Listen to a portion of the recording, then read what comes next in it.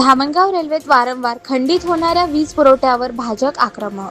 महावितरणला तात्काळ उपाययोजनाची मागणी. धामणगाव रेल्वे शहरात गेल्या अनेक दिवसांपासून वारंवार खंडित होणाऱ्या वीज पुरवठ्यामुळे नागरिक त्रस्त झाले असून याबाबत आज मंगळवार दिनांक 19 मे रोजी दुपारी 1 वाजता भारतीय जनता पार्टीच्या शहराध्यक्ष व पदाधिकाऱ्यांनी महाराष्ट्र राज्य विद्युत वितरण कंपनीचे सहाय्यक अभियंत्यांना निवेदन देत तातडीने उपाययोजना करण्याची मागणी केली. निवेदनात नमूद करण्यात आले आहे की शहरात रात्री अपरात्री तसेच दिवसा देखील तासनतास वीज पुरवठा खंडित होत असल्याने नागरिकांना मोठ्या गैरसोयींचा सामना करावा लागत आहे. यापूर्वीही महावितरण प्रशासनाला मौखिक तसेच दूरध्वनीद्वारे वारंवार सूचना व विनंती करण्यात आली होती, मात्र अद्याप कोणती ठोस कार्यवाही झालेली दिसून येत नाही.